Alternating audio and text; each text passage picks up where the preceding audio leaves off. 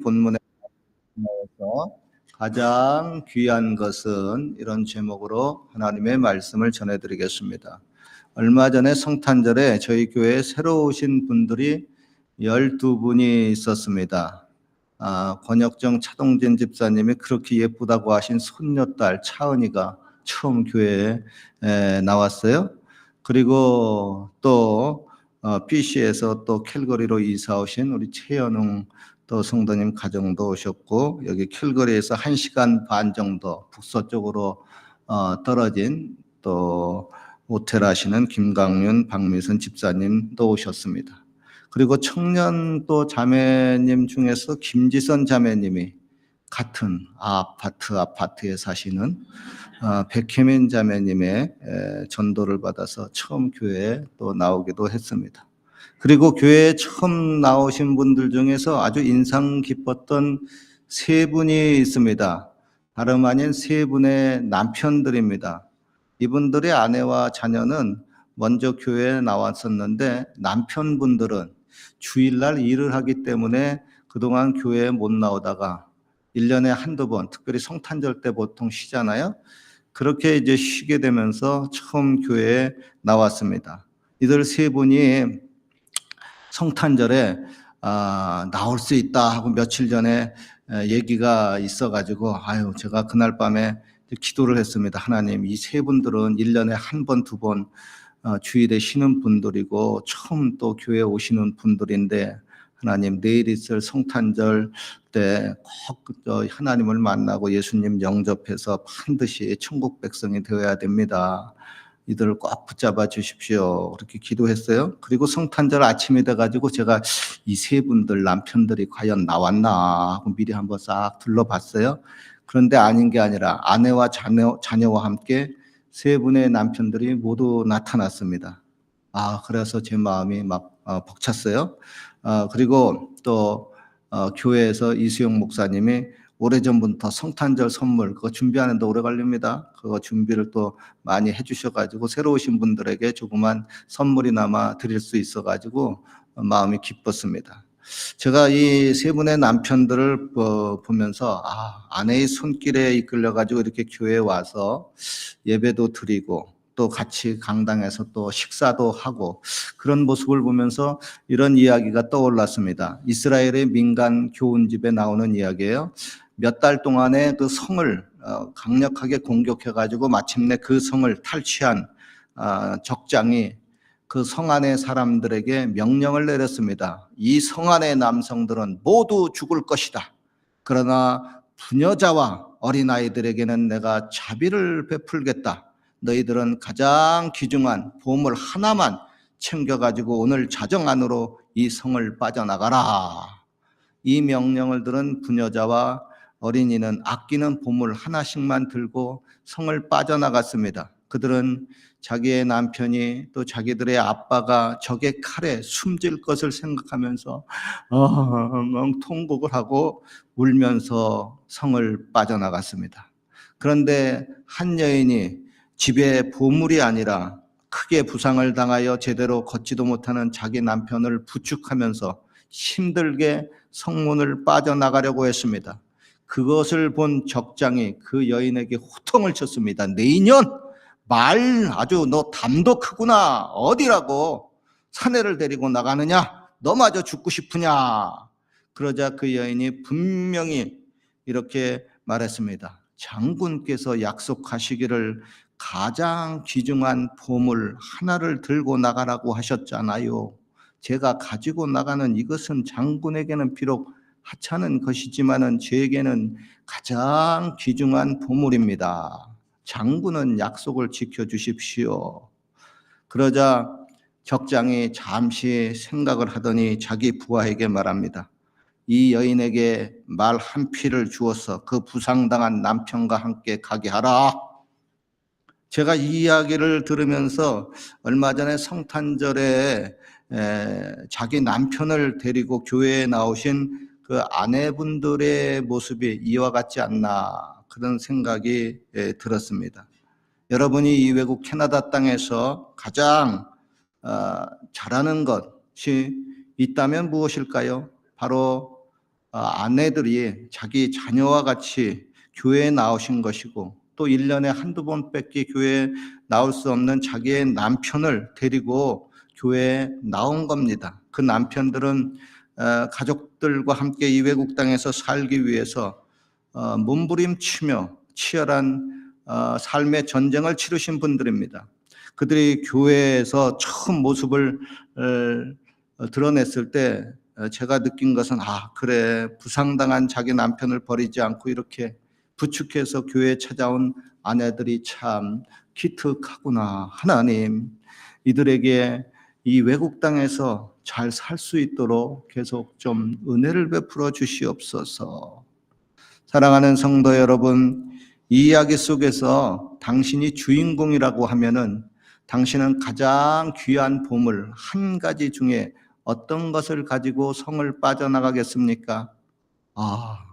그러고 보니까, 이야기를 듣고 보니까 내 가족 중에 죽을 처지에 놓인 식구가 있었구나. 아직도 예수님을 믿지 못해서 잠시 후에 인생이 끝나는 날 지옥의 심판에 빠질 내 식구가 있었구나. 이러한 나의 식구를 데리고 이 성을 빠져나가야 되겠다.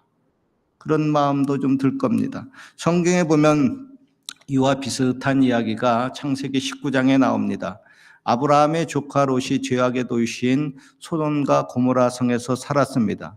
그 성의 사람들은 어린이나 노인에게 이르기까지 전부 다 동성애에 푹 빠져 있는 큰 죄인들이었습니다. 천사 둘이 롯의 집에 사람의 모습을 하고 방문을 했습니다. 그런데 그 모습을 보고 그 소돔과 고모라의 사람들이 밤중에 롯의 집에 몰려왔습니다. 그리고 천사의 모습을 하고 온 그 남성들과 동성애를 하겠다고 위협을 했습니다.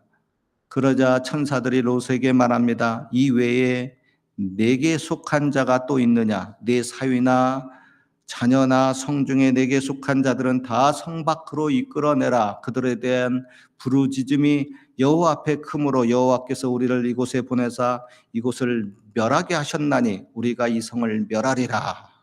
이 말을 듣고 롯이 일단 자기 아내와 두 딸을 부릅니다. 그리고 두 딸과 정혼한 자기 사위들에게도 말합니다. 이보게 사위들, 이제 이 성이 죄악으로 말미암아 하나님의 심판을 고통할 텐데 같이 이 성을 빨리 빠져나가세. 그러자 사위들이 장인 롯의 말을 농담으로 여겼습니다. 할 수 없이 롯은 자기 아내와 두 딸을 데리고 황급히 그 성을 빠져나갔습니다. 너무나 급히 빠져나가야 하므로 그 성에 자기가 모아놓은 재물이나 보물을 하나도 가지고 나올 수 없었습니다. 그러나 가장 귀한 자기 가족들의 생명을 일단 챙기고 그 성을 빠져나왔습니다. 그리고 그가 안전한 곳에 도착을 하자 하나님이 진노가 화산을 통해서 나타났습니다. 불과 유황이 비같이 내림으로 소돔과 고모라 성이 순식간에 완전히 멸망을 당했습니다. 그러나 이때 너무나도 안타까운 일이 일어났습니다. 롯의 아내가 그동안 자기가 살면서 그 성에 모아두었던 재물과 보물들을 생각하며 머뭇머뭇거리고 뒤를 돌아보다가 그만 화산재와 그 열기에 휩싸여 목숨을 잃고 말았습니다. 그까지 보물이 뭔데 그것 때문에 가장 귀중한 자기의 목숨을 잃고 마는 겁니까? 여러분 잊지 마십시오. 이 세상에서 가장 귀한 것은 한 사람 한 사람 여러분의 생명입니다. 즉 사람의 생명보다 귀한 것이 없습니다. 물론 나와 같이 사는 동물들의 생명도 중요합니다. 그러나 그들에게는 사람처럼 영혼이 없습니다. 그들은 한 번 죽으면 그것으로 끝입니다. 그러나 사람은 그렇지 않습니다. 한 번 죽는 것은 사람에게 정하신 것이요 그 후에는 반드시 심판이 있으리라고 말씀하신 것처럼 모든 사람들이 죽지만 그 후에 영혼이 심판을 당하게 됩니다. 예수님을 믿어서 죄사함을 받은 영혼은 천국에 가고 나중에 생명의 부활로 다시 살아납니다. 그러나 예수님을 믿지 못해서 죄사함을 받지 못한 영혼은 형벌의 장소로 떨어지고 맙니다. 그리고 그 육체도 나중에 사망의 부활로 일어나서 다시 한번 영원한 심판을 당하게 됩니다.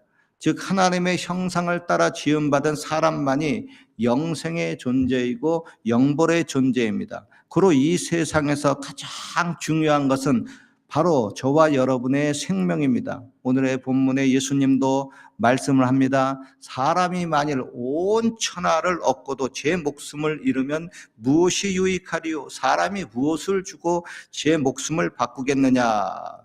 어떤 사람이 목숨이 위험을 무릅쓰고 물에 빠진 한 소년을 간신히 구해 주었습니다. 소년은 물에 나와가지고 선생님 저를 구해 주시니 너무너무 감사합니다 하고 말했습니다. 그러자 그 사람은 소년에게 이렇게 말합니다. 네가 이 세상에 살면서 한 가지 기억하고 살기를 바란다. 너는 어떤 사람이 자기의 목숨을 잃을 위험을 무릅쓰고도 구해낼 만한 가치가 있는 사람인 것을 잊지 말고 살아다오. 그렇습니다. 여러분, 우리 한 사람 한 사람은 하나님이 자신의 독생자를 희생하면서 주기까지 우리를 구출해 주었습니다. 얼마나 저와 여러분들이 귀중한 사람입니까? 19세기의 유명한 전도자 무디 목사님이 탄광촌에 방문해서 그곳 책임자에게 구원에 대해서 설명을 했습니다. 그러자 책임자는 믿기지 않는 듯 말했습니다. 그거 구원이 너무 싸군요. 사실이라고 믿어지지 않습니다. 그저 믿기만 하면 된다니 값이 너무 싸단 말입니다. 그렇게 귀한 것이라면 뭔가 큰 값을 좀 치르고 들어가야 되지 않겠습니까? 그 말을 듣고 무디 목사님이 그에게 말했습니다. 당신 오늘 갱도에 들어갔습니까? 네, 들어갔습니다. 갱도가 얼마나 깊이 들어갔습니까? 수백 피트나 되죠. 어떻게 내려갔습니까? 그거 간단합니다. 버튼만 누르면 승강기가 자동으로 올라오고 내려오고 하니까 그거 타고 내려갔습니다. 그것밖에 하신 일이 없습니까? 그럼요. 석탄 회사가 이미 많은 돈을 들여가지고 승강기를 설치해 놨으니까 저는 그냥 승강기 버튼만 누르면 됩니다. 바로 그겁니다. 선생님이 승강기 버튼만 누르면 되듯이 하나님이 우리에게 독생자 예수 그리스도를 십자가에 대신 죽게 하셨으니 우리는 그 공로를 그저 믿기만 하면 됩니다. 이미 십자가에 승강기를 설치해 놓으셨으니 주님의 그 보혈을 믿는 믿음의 버튼만 누르면 천국을 가는 겁니다. 여러분, 예수님을 믿고 구원을 받는다고 하는 것은 이 기독교의 진리는 어떻게 보면 너무나 간단해서 싸구려같이 들릴지 모릅니다. 그러나 이게 절대 싸구려가 아닙니다. 이것은 너무나 귀한 것이기 때문에 값으로 따질 수가 없기 때문에 많은 사람들에게 줘야 되는데 너무나 값이기 때문에 돈을 가지고 오라면 돈으로도 살 수가 없기 때문에 이거 어떻게 하면 많은 사람에게 이 귀한 선물을 나눠주냐? 그냥 믿기만 하면 이 선물을 나눠주겠다고 하나님의 말씀을 하셨습니다. 그러나 여러분 잊지 마십시오. 그 뒤에는 하나님이 자기의 독생자를 희생해야만 하는 고귀한 희생의 대가가 있었습니다.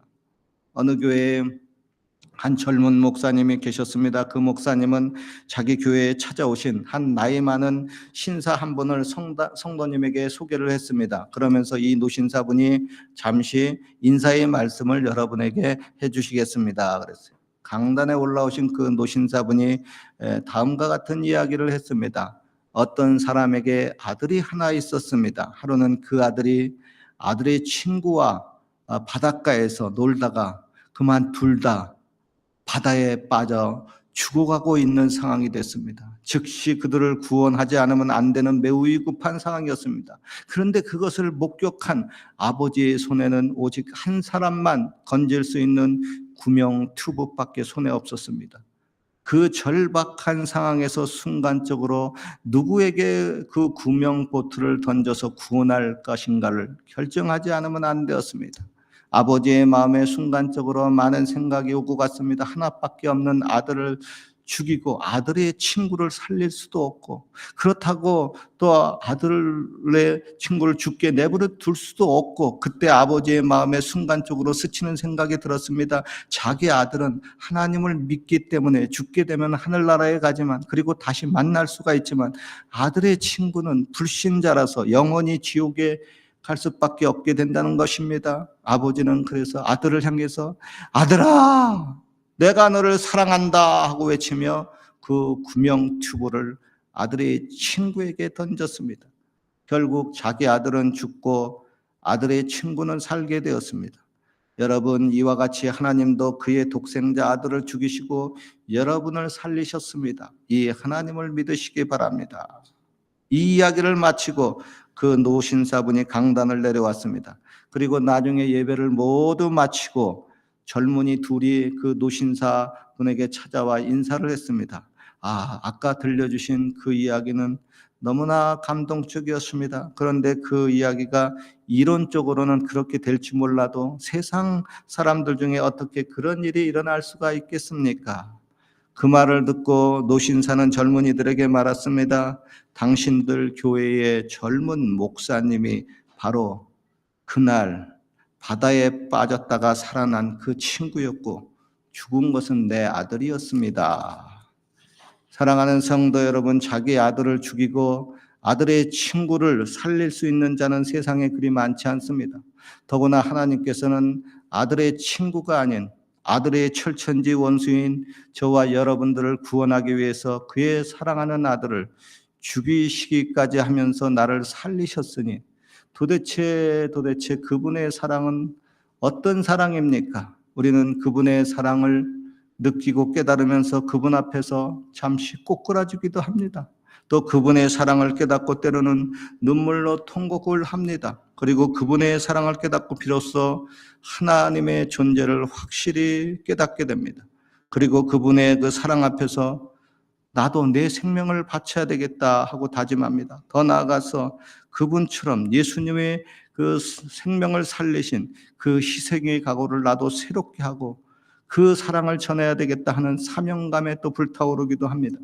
결론입니다. 하나님은 너무나도 귀한 저와 여러분의 하나밖에 없는 생명을 결코 포기할 수가 없었습니다. 그래서 오랫동안 계획하시고 기다리시는 중에 마침내 예수님을 이 땅에 보내주시고 저와 여러분 대신 십자가에 죽게 하심으로 저와 여러분들의 구원이 완성이 되었습니다. 비로소 우리가 살았습니다.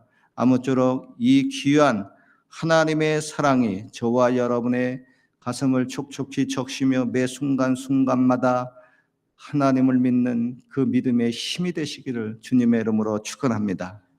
기도드리겠습니다. 하나님 아버지, 그 귀한 사랑을 이전에도 주셨고 오늘날도 그 사랑을 주시고 있고 앞으로도 계속해서 그 사랑을 주시는 것을 알고 있습니다. 하나님 아버지의 사랑이 얼마나 크고 놀라운지요. 우리도 그 사랑을 본받아서 그 사랑을 전할 수 있게 하여 주옵소서. 예수님의 이름으로 기도하옵나이다. 아멘. 우리 말씀을 생각하면서 기도합니다.